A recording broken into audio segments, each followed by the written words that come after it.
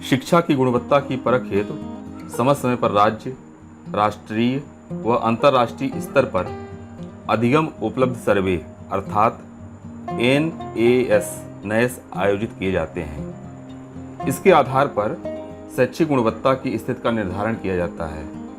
सर्वे के परिणामों के विश्लेषण के आधार पर सुधार के क्षेत्र चिन्हित किए जाते हैं। इस प्रकार ये उपलब्ध सर्वे अत्यंत महत्वपूर्ण होते हैं और इनका उपयोग शिक्षा की गुणवत्ता में सुधार के लिए योजना निर्माण हेतु भी किया जाता है। साथियों, पूरे देश में 12 नवंबर को NAS की परीक्षा आयोजित होगी। कक्षा 8 सब्जेक्ट है सामाजिक विज्ञान की तैयारी हेतु कुछ अभ्यास प्रश्न बैंक हैं, आज उस पर हम चर्चा करते हैं। इन प्रश्नों की सहायता से हमारे स्कूल के जो विद्यार्थी हैं, बच्चे हैं, वे यदि अभ्यास करें तो नेस में अच्छा परिणाम दे सकते हैं। आज का यह वीडियो शिक्षकों के लिए भी बहुत ही लाभदायक है।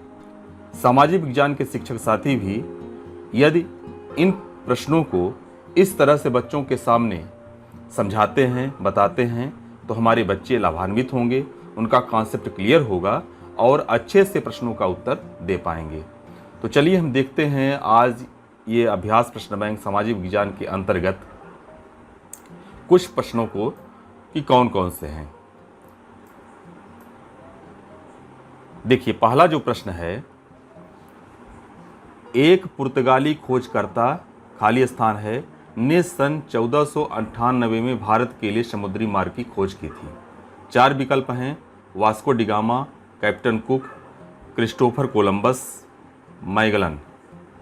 अब यहाँ पर यह ध्यान देने की आवश्यकता है कि जो उत्तर सही होगा उस पर OMR सीट बच्चों को मिलेगी। OMR सीट को गोला करना है। जैसे कि मान लीजिए कि यहाँ पर लिखा हुआ है A और इस तरह से ये बना हुआ है यहाँ पर B और ये है C, OMR सीट में ऐसा रहेगा और D। अब जो हमारा उत्तर सही होगा उसको हम पूरा यहाँ पर काला कर देंगे। तो बच्चों को अच्छी तरह से अभ्यास कराना है। पहली बात, काला अच्छी तरह से करना है, कहीं भी कुछ छूटे न। उसके लिए है कि यहाँ से हम स्टार्ट करेंगे और फिर अंदर पूरा फिलअप कर देंगे। इस तरफ देखिए, ये पूरी तरह से ब्लैक हो गया, काला हो गया। अब यहाँ पर प्रैक्टिस के लिए हम क्या करेंगे, केवल उस पर गोला लगा देंगे जो सही उत्तर है। तो अब हमें उत्तर कैसे देना है, देखिए पहले प्रश्न को समझें, फिर उसके 4 विकल्प हम देखें। पुर्तगाली खोजकर्ता 1498 में भारत के लिए समुद्री मार्ग की खोज की थी, वह पुर्तगाली खोजकर्ता कौन था? इसके विकल्प को हम देखते हैं। तो विकल्प है Vasco da Gama, captain cook, Christopher Columbus और मैगलन। एक तो ये सीधा तरीका है कि जो हमसे बनता है तो सीधे उस पर हम टिक कर दें, उसको मान लें। और एक तरीका और होता है कि विकल्प में जो 4 दिए हुए हैं ऑप्शन, यदि मान लीजिए नहीं भी मालूम है तो उनमें से हम ये छांटें कि क्या क्या नहीं हो सकता है। जैसे कि यदि हम यहाँ से स्टार्ट करें, मैगलन। अब मैगलन जो थे, कौन थे ये मैगलन? ये संपूर्ण पृथ्वी का चक्कर लगाए और मलेशिया की खोज की सहायता किए थे, तो ये तो हो नहीं सकते हैं। फिर आते हैं ये कैप्टन कुक। कैप्टन कुक के बारे में आपको हम बता रहे हैं कि ये एक ब्रिटिश खोजकर्ता थे। प्रशांत महासागर में 3 यात्रा किए थे। ऑस्ट्रेलिया और हवाई द्वीप समूह न्यूजीलैंड की खोज किए थे, तो ये भी नहीं हो सकते हैं। फिर एक ऑप्शन यहाँ पर दिया हुआ है क्रिस्टोफर कोलंबस। ये क्रिस्टोफर कोलंबस इटली के नाविक थे जो स्पेन से भारत की खोज के लिए निकले थे, लेकिन भारत की खोज के लिए निकले लेकिन पहुँच गए ये अमेरिका और वहाँ पर चिल्लाने लगे उनके जो जहाज़ में और उनके साथी यात्री बैठे हुए थे। तो उनको लगा कि हम भारत पहुँच गए, तो इसीलिए वो बोले कि रेड इंडियन इस तरह से, लेकिन ये अमेरिका की खोज किए। ये जो वास्को डिगामा हैं, वास्को डिगामा ने भारत की खोज की थी। तो यहाँ पर हम देखेंगे कि ये केप ऑफ गुड होप से होते हुए जो अफ्रीका के दक्षिणी कोना में ये स्थित है, केप ऑफ गुड होप। आप ध्यान दीजिएगा, यहाँ पर क्या हम बोल रहे हैं, केप ऑफ गुड, ये एक स्थान है होप जो अफ्रीका के दक्षिण में है, दक्षिण के कोने में है। यहाँ से होते हुए ये वास्को डी गामा ये पुर्तगाली खोजकर्ता आए। तो इसका उत्तर होगा वास्को डी गामा। तो यहाँ पर हम सही है, तो यहाँ पर ही हम पूरा गोला लगा देते हैं। उत्तर में तो वहाँ OMR सीट में पूरा करेंगे, लेकिन ये गोला लगा दिया, अर्थात ये हमारा सही है। इस तरह से यदि हम अभ्यास करते हैं, बच्चों को बताते हैं, समझाते हैं, तो उनका कॉन्सेप्ट क्लियर होगा। पुनः आपको बता रहे हैं, एक तो सीधे यदि वास्को डी गामा याद है तो टिक कर दें, नहीं तो फिर हम जो भी ऑप्शन दिए हुए हैं उन ऑप्शन में से हम देखते हैं कि कौन सा नहीं हो सकता और कौन सा हो सकता है। तो वास्को डी गामा इसका सही उत्तर है, वास्को डी गामा। अब यहाँ पर वाक्य बनेगा, एक पुर्तगाली खोजकर्ता वास्को डी गामा ने सन 1498 में भारत के लिए समुद्री मार्ग की खोज की थी। अब आइए दूसरे प्रश्न में हम चलते हैं। ये खाली स्थान है ने प्लासी की लड़ाई में सिराजुद्दौला के विरुद्ध ईस्ट इंडिया कंपनी का नेतृत्व किया। अब किसने किया था? अब देखिए इसका, ईस्ट इंडिया कंपनी प्लासी की लड़ाई यहाँ पर है। प्लासी की लड़ाई जो हुई थी तो 23 जून 1757। पहले तो आप ये याद रखें, 23 जून 1757। ऐसा हम इसलिए भी बता रहे हैं कि इन प्रश्नों की सहायता से हम प्रैक्टिस भी करते चले। प्रश्न तो ये भी आ सकता है कि प्लासी की लड़ाई कब हुई, तो ये याद होना चाहिए 23 जून 1757। ये देखिए अभ्यास प्रश्न बैंक है, इस तरह से प्रश्न हमारी परीक्षा में आ सकते हैं। तो इसके साथ साथ और भी प्रश्न बना करके बच्चों को अभ्यास करवाना है। तो 23 जून 1757 को मुर्शिदाबाद के दक्षिण में, कहाँ पर हुई प्लासी की लड़ाई? मुर्शिदाबाद के दक्षिण में। यहाँ पर हम लिख देते हैं मुर्शिदाबाद, मुर्शिदाबाद, मुर्शिदाबाद के दक्षिण में, दक्षिण में प्लासी नामक जगह है। मुर्शिदाबाद के दक्षिण में क्या है? प्लासी है। यहीं इस जगह पर लड़ाई हुई, इसलिए इसे प्लासी की लड़ाई कहते हैं। इस लड़ाई में, ये लड़ाई हुई थी सिराजुद्दौला। सिराजुद्दौला कौन थे? बंगाल के नवाब थे, ये भी जानना जरूरी है। सिराजुद्दौला कौन थे? बंगाल के नवाब। सिराजुद्दौला और हुई थी ये रावड़ क्लाइव। रावड़ क्लाइव इसका सही उत्तर होगा। यहाँ पर रावड़ क्लाइव ने प्लासी की लड़ाई में सिराजुद्दौला के विरुद्ध ईस्ट इंडिया कंपनी का नेतृत्व किया। अब इसी लड़ाई, ये जो लड़ाई हुई थी, इसे भारत का दुर्भाग्य कहते हैं, अर्थात भारत की दास्ता की कहानी यहीं शुरू होती है। देखिए, ईस्ट इंडिया कंपनी तो पहले आ गई थी, लेकिन धीरे धीरे अपना व्यवसाय स्थापित कर रहे थे हर जगह। फिर जो हमारे क्षेत्रीय जो राजा थे उनसे लड़ाई लड़ते थे, वहाँ पर अधिकार जमाते थे। लेकिन ये जो 1757 में ये लड़ाई हुई, इसमें हाँ, पहली लड़ाई जो हुई 23 जून 1757 को पहली लड़ाई, प्लासी की लड़ाई जो हुई, इसमें रावड़ क्लाइव, मतलब अंग्रेज़ों की तरफ से कौन थे? रावड़ क्लाइव। और यहाँ सिराजुद्दौला जो बंगाल के नवाब थे, उनके मतलब दोनों के साथ में। तो इसमें रावड़ क्लाइव विजयी हुए थे। तो भारत की दास्ता की कहानी है ये, भारत की दास्ता की कहानी। यदि ऐसा भी प्रश्न आता है कि भारत का दुर्भाग्य किस लड़ाई को कहते हैं, भारत की दास्ता किस लड़ाई से प्रारंभ हुई, तो यही लड़ाई हमारी थी। याद कर लीजिए इसे, भारत की दास्ता, भारत की दास्ता, और इसे कह सकते हैं यह भारत का दुर्भाग्य था। अगला प्रश्न आइए हम देखते हैं, प्रश्न 3। खाली स्थान है शांति निकेतन से संबंधित है। इसके 4 विकल्प हैं, महात्मा गांधी, रविन्द्रनाथ टैगोर, डॉक्टर BR अम्बेडकर, फिर श्री नारायण गुरु। तो ऐसे भी बहुत सरल सा प्रश्न है। कुछ सरल प्रश्न आते हैं, कुछ कठिन प्रश्न भी आते हैं। तो ये बहुत सरल है, सभी जानते हैं कि रविन्द्रनाथ टैगोर शांति निकेतन से संबंधित है। रविन्द्रनाथ टैगोर ही शांति निकेतन की स्थापना किए थे। अब देखिए रविन्द्रनाथ टैगोर क्या किए थे कि 1901 में, ध्यान दीजिएगा, 1901 में एक स्कूल, 1901 में क्या किए? एक स्कूल पहले खोले। फिर उसी जगह पर 1919 को कला भवन, मतलब एक और थोड़ा सा बड़ा संस्थान स्थापित किए, कला भवन।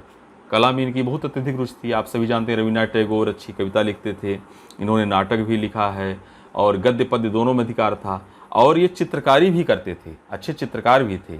तो कला के प्रति अत्यधिक इनका रुझान था, तो एक कला भवन की स्थापना की। यही कला भवन आपको हम बता रहे हैं कि 1921 में विश्व भारती विश्वविद्यालय का एक हिस्सा हो गया। 1921 में क्या हुआ, विश्व भारती जो विश्वविद्यालय का एक हिस्सा कला भवन हुआ। याद रखिएगा, विश्व भारती विश्वविद्यालय का एक भाग हुआ।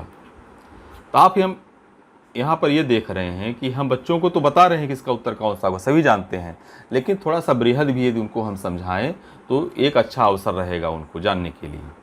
अगला प्रश्न आते हैं, मुगल शासकों ने अपना शासन मुख्यतः ये खाली स्थान से चलाया। तो जो मुगल शासक थे तो अपना जो शासन करते थे पूरे देश में, तो उनकी जो मुख्य जगह थी, ये 4 ऑप्शन हैं, आगरा और कानपुर, दिल्ली और मेरठ, पटना और कलकत्ता, दिल्ली और आगरा। तो दिल्ली है और आगरा, इसका उत्तर ये होगा। मुगल शासकों ने अपना शासन मुख्यतः दिल्ली और आगरा से चलाया। नेक्स्ट हम आते हैं, अगला प्रश्न देखते हैं। जहाँ तक मेरा विश्वास है कि 4 प्रश्न अच्छे से कॉन्सेप्ट क्लियर हो गए होंगे। 5वां प्रश्न हम देखते हैं, दस्तावेजों को सुरक्षित रखने के लिए खाली स्थान का प्रयोग में नहीं आता है। ध्यान दीजिएगा, यहाँ अंडरलाइन भी है, इसलिए है कि अच्छे से दिखाई दे नहीं। अब यहाँ पर हम ये देखते हैं कि दस्तावेज जो सुरक्षित रखते हैं तो किसका प्रयोग नहीं होता है। प्रांतीय सचिवालय में तो होता है, कमिश्नर के कार्यालय में दस्तावेज रखे जाते हैं, कलेक्टर के कार्यालय में रखे जाते हैं। ये जो सिनेमा घर है, सिनेमा घर में तो हम फिल्म देखते हैं बैठ करके, वहाँ पर वीडियो फिल्म देखते हैं, और यहाँ पर हम दस्तावेजों को सुरक्षित नहीं रखते हैं। तो बहुत सरल सा प्रश्न है, लेकिन ध्यान देने की आवश्यकता है, तो अच्छे से बन जाएगा आप सभी से। दस्तावेजों को सुरक्षित रखने के लिए सिनेमा घर का प्रयोग में नहीं आता है सिनेमा घर। नेक्स्ट क्वेश्चन है, क्वेश्चन नंबर 6, मंगल पांडे को फांसी दी गई थी क्योंकि उसने, 4 ऑप्शन हैं, चारों ऑप्शन आसानी से पढ़ लें आराम से पहले। वर्दी पहनने से मना किया, उच्च अधिकारियों को सलामी देने से मना किया, बैरकपुर में अधिकारियों पर हमला किया, पादरी पर हमला किया। अब सबसे पहले इस प्रश्न में हम देखते हैं कि ये मंगल पांडे कौन थे। मंगल पांडे को फांसी दी गई थी, लेकिन मंगल पांडे थे कौन। मंगल पांडे जो थे तो पश्चिम बंगाल के बैरकपुर में सैनिक छावनी में पैदल सेना थे। ध्यान दीजिएगा, पहले इन पर अच्छे से आप देख लीजिए। पश्चिम बंगाल के थे ये, पश्चिम बंगाल के बैरकपुर में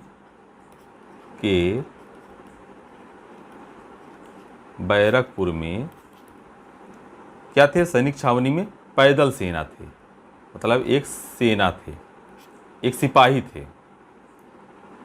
अब ये क्या किए, इनको फांसी हुई तो क्या किए थे, इन्होंने क्या हुआ कि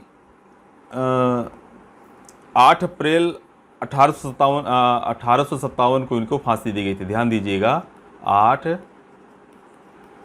अप्रैल 1857। जो अंग्रेज थे तो कारतूसों में सुअर और गाय की चर्बी का इस्तेमाल करते थे, और उस कारतूस को मुंह से छील करके प्रयोग करते थे सैनिक। तो जब ये पता चला तो मंगल पांडे इसका विरोध किए, तो अंग्रेज जो है तो अंग्रेज़ों को अच्छा नहीं लगा, तो मंगल पांडे कई अंग्रेज अधिकारियों को मारने लगे। तो इन्होंने क्या किया था कि बैरकपुर में अधिकारियों पर हमला किए थे। इसका उत्तर ये होगा, बैरकपुर में जो अधिकारी थे, जब इनकी बात नहीं माने तो उन अधिकारियों पर हमला कर दिए, इसीलिए इनको फांसी दे दी गई। फांसी कब दी गई, 8 अप्रैल 1857 को। ये कौन थे, पश्चिम बंगाल के बैरकपुर में सेना में एक सिपाही थे। तो न तो वर्दी पहनने से मना किए थे, न उच्च अधिकारियों को सलामी देने से मना किए थे, न पादरी पर हमला किए थे। मंगल पांडे को फांसी दी गई थी क्योंकि उसने बैरकपुर में अधिकारियों पर हमला किए। नेक्स्ट क्वेश्चन में आते हैं, प्रश्न 7 है ये। ध्यान दीजिएगा, ये जो साइड में लिखा हुआ है LO कोड SS823 लिखा हुआ है, इसका अर्थ भी आप समझ लीजिए। LO से तात्पर्य है लर्निंग आउटकम्स, ये कोड है। यस से तात्पर्य है सोशल स्टडीज़, 823 नंबर का है। 8 का तात्पर्य है कक्षा 8वीं का है, ये 23 का है, 23 नंबर का है। तो लर्निंग आउटकम्स सभी कक्षाओं के लिए निर्धारित किए गए हैं। लर्निंग आउटकम्स क्या होते हैं? न्यूनतम अधिगम, मतलब मिनिमम लर्निंग बच्चों में कितनी होनी चाहिए, यह एक पैमाना बनाया गया है। इस पैमाने में कक्षा 8वीं में 23 नंबर में जो लिखा हुआ है लर्निंग आउटकम्स, उस पर आधारित यह प्रश्न है। इस साइड में जो हमारे प्रश्न के बगल में दिया हुआ है, इसका अर्थ यही होगा। ध्यान दीजिएगा, ब्रिटिश सरकार के तहत लागू नमक कानून का क्या अर्थ था? अब देखिए, ध्यान दीजिएगा, नमक कानून, अंग्रेज क्या करते थे कि खुद नमक का निर्माण करते थे और उस पर जो भारतीय जब प्रयोग करते थे तो बहुत खासा कर लगाते थे, मतलब टैक्स ज़्यादा लेते थे उसमें। तो इसका विरोध महात्मा गांधी ने किया दांडी मार्च के द्वारा। ध्यान दीजिएगा, दांडी मार्च नमक कानून से संबंधित है। दांडी मार्च, दांडी मार्च, दांडी क्या है? एक जगह है। तो साबरमती आश्रम से समुद्र तटीय गांव में एक दांडी है। दांडी कहाँ है? समुद्र के तट पर एक गांव बसा हुआ है जहां पर नमक का निर्माण किया जाता था। तो महात्मा गांधी साबरमती आश्रम से संयुक्त तटीय इस गांव तक पहुँचे और ये पहुँचे थे अपने साथियों के साथ। लगभग 385 किलोमीटर की पैदल यात्रा किए थे। दूरी ध्यान दीजिएगा, 385 किलोमीटर अपने अनुयायियों के साथ, अपने साथियों के साथ 350 किलोमीटर गए और वहाँ जा कर के नमक निर्माण अपने हाथ में लिए, नमक लिए। और देखिए, नमक तो सभी प्रयोग करते थे, चाहे हिंदू हो चाहे मुस्लिम हो। तो भारत की एकता भी प्रदर्शित होती थी, सभी लोग एक भी हो गए और उसका विरोध किए कि टैक्स इतना न लिया जाए। तो इन्होंने क्या किया था कि ये घटना है, ध्यान दीजिएगा, 6 अप्रैल 1930 की, 6 अप्रैल 1930 नमक विरोधी कानून बना। तो प्रश्न में आते हैं कि ब्रिटिश शासन के तहत लागू नमक कानून का क्या अर्थ था? तो नमक कानून का अर्थ था, पहला ऑप्शन है, केवल सरकार को नमक बनाने और बेचने का अधिकार होगा। ये अंग्रेज बनाए हुए थे नमक कानून। नमक कानून इसलिए बनाए हुए थे कि सरकार को, सरकार किसकी? अंग्रेजों की सरकार, केवल नमक बनाने और बेचने, मतलब अंग्रेज जो थे तो नमक बनाते थे और बेचते थे, भारतीय ये काम नहीं कर पाते थे, जबकि बहुत सरल था। ऐसा क्यों करते थे? भारतीयों का शोषण करने के लिए। इसका विरोध किए महात्मा गांधी जी, किसके द्वारा? दांडी मार्च के द्वारा। कितनी दूरी तय किए? 385 किलोमीटर। दांडी मार्च क्यों नाम हुआ? मार्च मतलब पैदल यात्रा। दांडी, समुद्र के तट में एक दांडी नामक गांव है। कहाँ से कहाँ तक हुई ये यात्रा हुई? तो ध्यान दीजिएगा, यहाँ पर अलग से लिख भी देते हैं, अहमदाबाद में इनका था साबरमती आश्रम, साबरमती आश्रम, ये महात्मा गांधी का आश्रम प्रसिद्ध है। इस अहमदाबाद के साबरमती आश्रम से ये कहाँ गए? दांडी नामक गांव तक। नाम पड़ा इसका दांडी मार्च। 6 अप्रैल 1930 को इन्होंने इसका विरोध किया। नेक्स्ट हम आते हैं अगले प्रश्न में। प्रश्न नंबर 8 है, खाद्य प्रसंस्करण वनस्पति तेल व चीनी उद्योगों के उदाहरण हैं। 4 ऑप्शन हैं, खनिज आधारित उद्योग, वन आधारित उद्योग, समुद्र आधारित उद्योग, कृषि आधारित उद्योग। अब देखिए, जो खाद्य प्रसंस्करण है वनस्पति तेल और चीनी, ये तो कृषि आधारित है, सीधा सीधा इसका उत्तर होगा कृषि आधारित उद्योग। नेक्स्ट आते हैं क्वेश्चन नंबर 9 में, यूरोप की व्यापारिक कंपनियों को भारत की ओर किसने आकर्षित किया? यूरोप की जो व्यापारिक कंपनियां थी भारत की ओर आकर्षित किए, तो भारत में क्या था, मतलब कौन कौन सी चीज़ थी जो आकर्षित किए? इसके ऑप्शन को हम पढ़ते हैं, सोना और चांदी, फिर कपास, रेशम और मसाले, वनस्पति और जीव, घोड़े और मवेशी। तो भारत की ओर आकर्षित हुए थे कपास, यहाँ कपास की खेती खूब होती थी, रेशम था और मसाले हमारे भारत में बहुत थे। तो ये तीनों चीज़ें, कपास, रेशम और मसाले, यूरोप की व्यापारिक कंपनियों को भारत की ओर आकर्षित किए थे। इसका उत्तर बी है। नेक्स्ट आते हैं हम प्रश्न नंबर 10 में। कौन 1857 के विद्रोह का हिस्सा नहीं था? 1857 का विद्रोह हुआ, तो इसमें हिस्सा कौन नहीं लिया?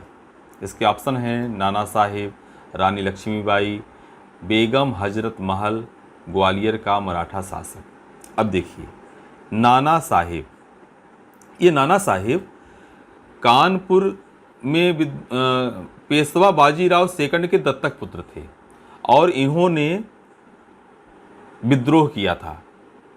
1857 के विद्रोह का हिस्सा ये थे, अंग्रेजों का विद्रोह किए थे। कहाँ विद्रोह किए? ये कानपुर में। ध्यान दीजिएगा, अलग अलग जगहों में विद्रोह हुआ था 1857 में, तो कानपुर में किए थे नाना साहिब। नाना साहिब कौन थे? पेशवा बाजीराव सेकंड के ये दत्तक पुत्र थे। बी ऑप्शन आता है रानी लक्ष्मीबाई, ये तो विरोध की ही थी, सभी जानते हैं। सन 57 में चमक उठी वह तलवार पुरानी थी, आप कविता भी सभी जानते हैं। तो रानी लक्ष्मीबाई कहाँ विद्रोह की थी? झांसी, झांसी की रानी ही थी, झांसी में और ग्वालियर में, ग्वालियर में ये विद्रोह की थी। नेक्स्ट है बेगम हजरत महल, ये लखनऊ जो थी अवध की राजधानी थी और वहाँ राजा की रानी थी ये बेगम हजरत महल। ध्यान दीजिएगा, तो ये विरोध की थी लखनऊ। उस समय लखनऊ क्या था? अवध की राजधानी था। तो लखनऊ में बेगम हजरत महल जो राजा की रानी थी, इन्होंने विरोध किया था। ये जो उत्तर, ये जो लिखा हुआ है ग्वालियर का मराठा शासक, इन्होंने विद्रोह नहीं किया, तो 1857 के विद्रोह के हिस्सा ये नहीं था। क्लियर है? नेक्स्ट आगे हम आते हैं प्रश्न नंबर 11 में।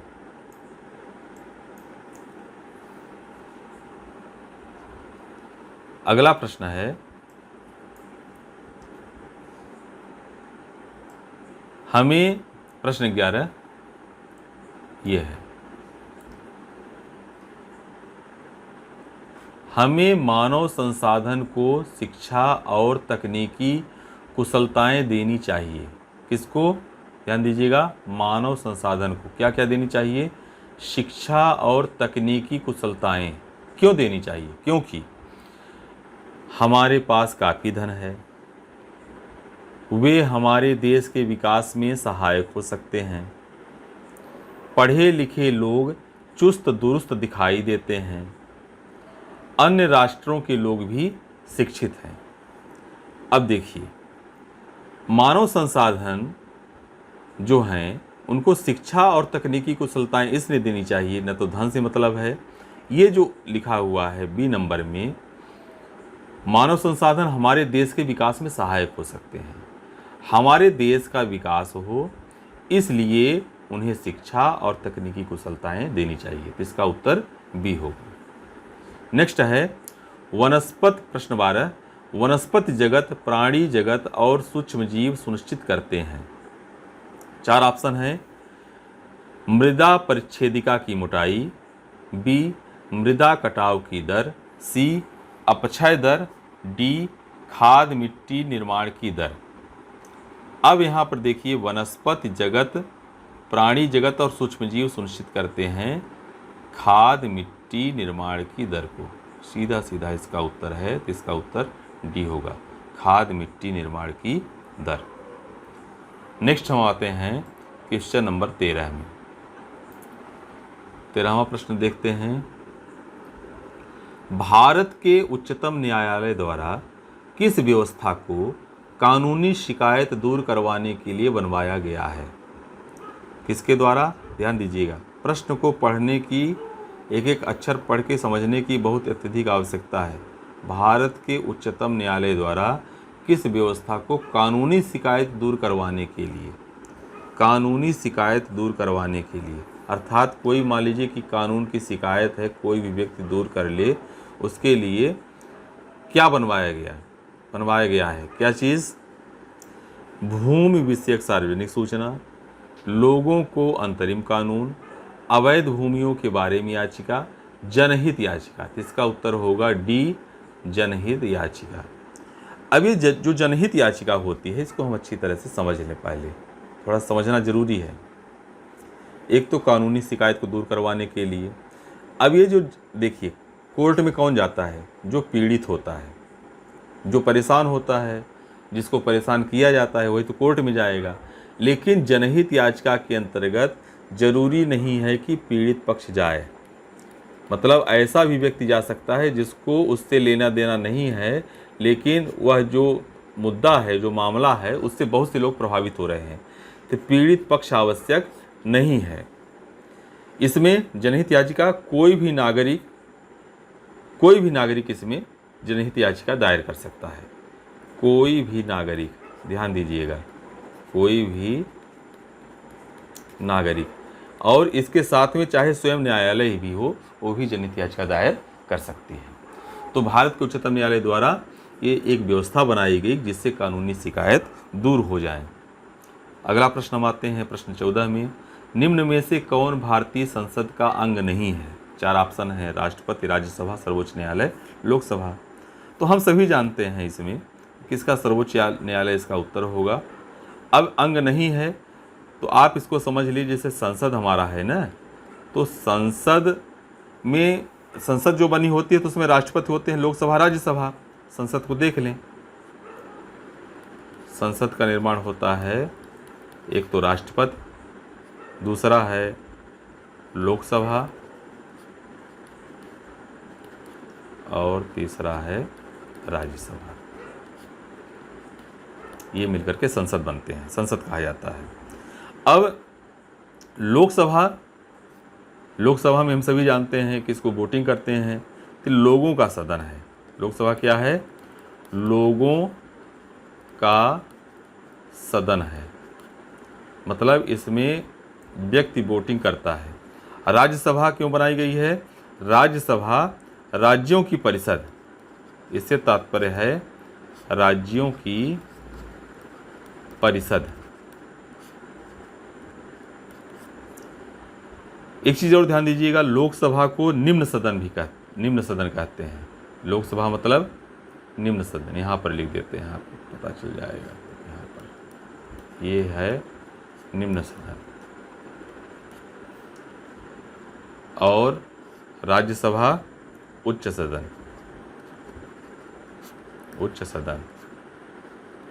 ये संसद के जो सदस्य होते हैं सांसद बोलते हैं इनको। क्या बोलते हैं? सांसद। इनके जो सदस्य होते हैं इनको बोला जाता है सांसद।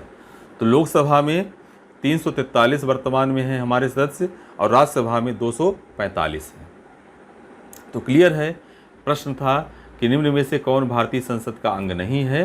तो सर्वोच्च न्यायालय स्वतंत्र है, ये भारतीय संसद का अंग नहीं है। नेक्स्ट, अगला हम आते हैं प्रश्न 15 में। देखिए बहुत अच्छा, ये पहले इस चित्र को हम देखिए। दिए गए चित्र में एक औद्योगिक गतिविधि को दर्शाया गया है। दिए गए चित्र में एक औद्योगिक गतिविधि को दर्शाया गया है। चित्र को ध्यान से देखिए, एक उद्योग है, एक गतिविधि चल रही है। अब क्या कर रहे हैं? नीचे आइए पढ़ते हैं। पहले चित्र को देख लीजिए फिर आइए। हाँ, बस हो गया। यह चित्र किस उद्योग से संबंधित है? प्रश्न है, यह चित्र किस उद्योग से संबंधित है? अब यहाँ पर आप ध्यान से देखिए कि ये सभी धागे दिख रहे हैं, ऐसे ऐसे लग रहा है धागों से कोई चीज़ निर्माण किया। ये सब धागे हैं, ये धागों के बंडल हैं, और यहाँ पर ये उद्योग के अंदर ये कार्यकर्ता उस काम कर रहे हैं, जो मजदूर हैं, कर्मचारी हैं। अब न तो ये चीनी ऑप्शन में जाते हैं, न तो चीनी बन रही है, न से इस्पात है, न तो मुद्रण हो रहा है। एक ऑप्शन है ये वस्त्र, अर्थात इस उद्योग में वस्त्र का निर्माण किया जा रहा है। तो इसका उत्तर होगा वस्त्र। नेक्स्ट आइए आते हैं प्रश्न 16। प्रश्न 16 है 2019 के आम चुनावों में लगभग 1,50,000 पेड़ों को बचाया जा सका। मतलब पेड़ इतने बच गए आम चुनाव हुए तो यह इसलिए संभव हुआ क्योंकि ए, मतदान पत्र को आकार में छोटा बना दिया गया था, बी, इलेक्ट्रॉनिक मतदान मशीन का उपयोग किया गया था, सी, बहुत कम मतदाता मतदान करने आए थे, डी, 2019 में चुनावों को स्थगित कर दिया गया था। चुनाव तो स्थगित हुआ नहीं था, ये तो ऑप्शन होगा नहीं। मतदाता मतदान करने कम आएंगे तो उससे कोई मतलब नहीं है, क्योंकि मतदाता पर्ची तो उतना बनाना पड़ता है। मतदाता पत्र के आकार में छोटा बना दिया, मतदाता पत्र का उपयोग ही नहीं, मतदान पत्र का उपयोग ही नहीं किया गया था। ध्यान दीजिएगा, इलेक्ट्रॉनिक मतदान मशीन का प्रयोग 2019 के आम चुनावों में किया गया। तो जब इलेक्ट्रॉनिक मशीन का उपयोग किया गया तो मतदान पत्र तो बने नहीं। पहले क्या होता था, इसके पहले जब वोटिंग होती थी मतदान पत्र होते थे, उसमें जिसको वोट देना रहता था तो मुहर लगा करके वोटिंग करते थे। लेकिन इलेक्ट्रॉनिक मशीन में ऐसी व्यवस्था बनाई गई कि आप जिसको वोटिंग करना चाहते हैं, एक मशीन होती है, आप सभी जानते हैं, अभी तो कक्षा 8वीं के बच्चे हैं, 8 से 14 वर्ष के लगभग हैं, 18 वर्ष से आपको वयस्क मताधिकार आपको प्राप्त होगा और आप वोट देंगे। इस मशीन में क्या होता है कि यहीं पर बटन होती है और उसमें चित्र बने होते हैं और नाम भी लिखे होते हैं पार्टियों की। तो जिनको वोट देना होता है उसको हम दबा देते हैं, तो मशीन से स्वीप की आवाज़ आती है, एक लंबी सीटी आती है, बीप, जिसको बीप बोलते हैं, एक लंबी सीटी आती है, तो पता चल जाता है हमारा वोट डल गया। तो इसमें कहीं भी मतदान पत्र का प्रयोग नहीं किया गया। और मतदान पत्र अर्थात ये कागज़ के बने होते हैं। मतदान पत्र किसके होते हैं? कागज़। और कागज़ किससे बनाया जाता है? पेड़ों से। तो जब इतने कागज़ बच गए तो लगभग 1,50,000 पेड़ों को बचाया गया। अब आप सोच लीजिए कितने कागज़ बर्बाद होते थे वोट करने में जब वोटिंग होती थी। तो इसका उत्तर ये होगा कि इलेक्ट्रॉनिक मतदान मशीन का उपयोग किया गया था, इसलिए इतने पेड़ों को बचाया जा सका। देखिए, जो ये प्रश्न आते हैं तो रहते तो बहुत सरल हैं, लेकिन इसके उत्तर जो हैं तो संश्लेषणात्मक और विश्लेषणात्मक प्रवृत्ति के होते हैं। मतलब इसको हम विश्लेषण करें, मतलब हमारा IQ कितना है, हम सोच कैसे रखते हैं, विचार कैसे रखते हैं, हम कितना प्रश्नों को समझ पाते हैं। सीधा सीधा इनका उत्तर भी आता है, बहुत कम ऐसे प्रश्न रहते हैं। प्रश्न बहुत सरल है, लेकिन हम कितनी अच्छी तरह से इनके ऑप्शन को समझते हैं और हमारा विश्लेषण करने का कितना ज़्यादा तरीका है, हम कैसे विश्लेषण कर पा रहे हैं इनके ऑप्शन को, तब जा कर के हम इसका उत्तर अच्छी तरह से दे पाएंगे। तो मेरा मानना है कि आपको अच्छी तरह से कॉन्सेप्ट इसका क्लियर हो गया होगा। नेक्स्ट हम आते हैं क्वेश्चन नंबर 17, प्रश्न 17। पिछला लोकसभा चुनाव 2019 में हुआ था। ओके, यदि वर्तमान सरकार अपना कार्यकाल पूरा करती है तब आगामी लोकसभा चुनाव कब होगा? अब देखिए, कई इसमें चीज़ें पूछी गई हैं। वर्तमान सरकार अपना कार्यकाल पूरा करती है, ध्यान दीजिएगा, ये कार्यकाल किसी भी सरकार का कितना होता है? 5 वर्ष। अब ये प्रश्न में छिपा हुआ, ये नहीं लिखा हुआ कि 5 वर्ष कार्यकाल पूरा करती है। यदि हमारा विद्यार्थी नहीं जानता है कि कितना कार्यकाल होता है एक चुनाव का, तो इसके उत्तर देने में असमर्थ होंगे। तो ये जानकारी होनी चाहिए कि 5 वर्ष कार्यकाल होता है। फिर चुनाव कब हुआ था? 2019 में। अब पूरा कार्यकाल हुआ, मतलब 5 वर्ष जब पूरा करती है, तब आगामी लोकसभा चुनाव कब होगा? मतलब इसमें सीधे सीधे हम क्या करेंगे, बहुत सरल है, 5 जोड़ दीजिए, तो 9 5 14 4 और 2 और 2024। देखिए उत्तर आ गया। एक तो इसमें गणित भी है, सरल है, जिससे जोड़ना बनेगा वही लगा पाएगा। इसमें छिपा हुआ है कार्यकाल 5 वर्ष का होता है, जो जानना अत्यंत आवश्यक है।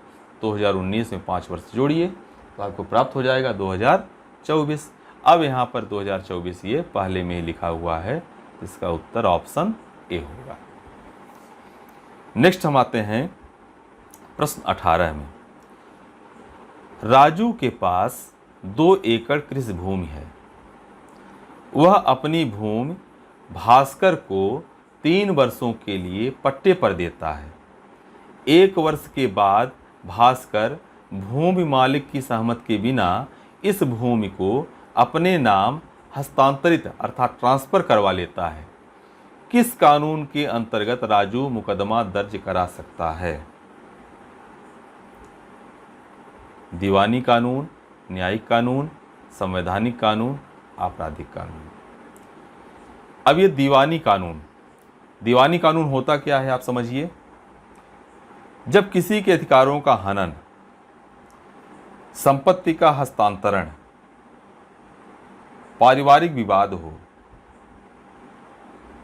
तो वहां पर दीवानी कानून, जिसको सिविल कानून भी बोलते हैं, इसका मतलब एक और नाम है सिविल कानून, दीवानी या सिविल कानून लगाया जाता है। प्रश्न यही है कि राजू के पास 2 एकड़ कृषि भूमि है, अपनी भूमि भास्कर को 3 वर्षों के लिए पट्टे पर दे देता है, 3 वर्ष के लिए तुम ले लो। 1 वर्ष के बाद भास्कर भूमि मालिक की सहमति के बिना, जिसको देता है, इस भूमि को अपने नाम कर लेता है। अपने नाम कर लेता है मतलब क्या हो रहा है? हस्तांतरण हो रहा है, लेकिन ये फर्जी तरीके से हो रहा है। तो जब राजू जिसकी भूमि है वह मुकदमा दर्ज करेगा तो दीवानी कानून के अंतर्गत करेगा। इसका उत्तर होगा दीवानी कानून। नेक्स्ट हम आते हैं प्रश्न 19 में। ईस्ट इंडिया कंपनी का भारत में प्रारंभिक उद्देश्य था। किस उद्देश्य से भारत में ईस्ट इंडिया कंपनी आई थी? उसका प्रारंभिक उद्देश्य, बाद में तो राज ही करने लगे थे, लेकिन उनका उद्देश्य क्या था? सत्ता स्थापित करना, अधिक से अधिक मुनाफा कमाना, वैवाहिक संबंध स्थापित करना, कारखाना स्थापित करना। इनका उद्देश्य था, ईस्ट इंडिया कंपनी एक व्यापारिक कंपनी थी, अधिक से अधिक मुनाफा कमाना। मतलब इनका उद्देश्य था कि अधिक से अधिक लाभ हम कैसे पाएं। ध्यान दीजिएगा, ईस्ट इंडिया कंपनी जो है 31 दिसंबर 1600 में भारत में आई थी। 1600। तो इसका उद्देश्य क्या था? अधिक से अधिक मुनाफा कमाना। उत्तर इसका बी होगा। अगला प्रश्न पढ़ते हैं। जनगणना वर्ष 2011 के अनुसार भारत में जनसंख्या का औसत घनत्व क्या था? अब ये जो है तो लगभग ये फैक्ट है, मतलब याद करने की बात है इसमें कि हर 10 वर्ष में होती है जनगणना। 2011 में हुई। इसके अनुसार भारत में जनसंख्या का औसत घनत्व, औसत क्या है और घनत्व क्या है, इसको समझ लीजिए। औसत मतलब एक पूरी तरह से मिला करके औसत हम निकालते हैं ना, सबको जोड़ करके फिर जितना उसकी संख्या होती है उसको भाग देते हैं, इस तरह से औसत निकलता है। तो एक मान्य घनत्व क्या था, मतलब कितने व्यक्ति कितने वर्ग किलोमीटर में रहते थे। घनत्व कैसे निकालेंगे कि कितनी जगह में, मान लीजिए कि ये 1 वर्ग किलोमीटर की जगह है, इस 1 वर्ग किलोमीटर में एक औसत रूप से हम निकालें, कहीं पर विरल भी हो सकता है, कहीं सघन भी हो सकता है, तो कितने व्यक्ति यहाँ पर रहते हैं। तो ये निकल करके आया था जनगणना में कि 382 व्यक्ति प्रति वर्ग किलोमीटर रहते हैं। ये फैक्ट है, याद होना चाहिए कि जनगणना वर्ष 2011 के अनुसार भारत में जनसंख्या का औसत घनत्व 382 व्यक्ति प्रति वर्ग किलोमीटर था। ये हैं 20 प्रश्न। इस तरह से लगभग हम 150 प्रश्न की प्रैक्टिस आगे करवाएंगे। तो थोड़ा थोड़ा करके अच्छे से हम पढ़ेंगे। यदि एक साथ हम दे देते हैं तो हो सकता है कि इतना समय हम एक बैठक में न कर पाएँ। अगले वीडियो में फिर ये जो प्रश्न 21 आ रहा है, इस प्रश्न 21 से हम आगे बढ़ेंगे। आज के लिए ये प्रश्न 20 था। प्रश्न 20 के लगभग जितने प्रश्न अभी हमने पढ़ा और सभी के उत्तर, तो सभी की अवधारणा को स्पष्ट किया गया, सबको अच्छी तरह से समझाया गया है। तो इस वीडियो की सहायता से हमारे शिक्षक साथी भी लाभान्वित होंगे और शिक्षक साथी विद्यार्थियों को इस वीडियो को शेयर करें, उनको बताएं और विद्यार्थी प्रश्न 1 से 20 तक की प्रैक्टिस करें। और इसी तरह से मिलते जुलते, जैसा कि हम बता रहे हैं, प्रत्येक प्रश्न में एक एक प्रश्न और छिपा हुआ है, ऐसे प्रश्न भी आ सकते हैं, तो उनको हम बताएं कि इस तरह से ये प्रश्न बन सकते हैं और उनकी प्रैक्टिस कराना जरूरी है। ये 31 दिसंबर है, तो ध्यान दीजिएगा इस वीडियो को। अभी आप ईडू विशारद चैनल में जो देख रहे हैं तो चैनल को सब्सक्राइब कर लीजिए। सब्सक्राइब इसलिए कि जिससे कि प्रश्न 21 से लेकर के नेक्स्ट की तैयारी हम इसी चैनल पर कराएंगे आपको। तो लगभग सभी वीडियो आपको प्राप्त होते रहें, मिलते रहें, उसका नोटिफिकेशन मिले तो आप शेयर कर दीजिए और इस वीडियो को लाइक कीजिए और सभी विद्यार्थियों तक पहुंच पाए। जितने हमारे विद्यार्थी हैं, जितने स्कूल्स गवर्नमेंट स्कूल में जो पढ़ रहे हैं, सभी तक पहुंचे, जिससे सभी को लाभ मिले। ओके, थैंक्स दोस्तों, मिलते हैं नेक्स्ट वीडियो।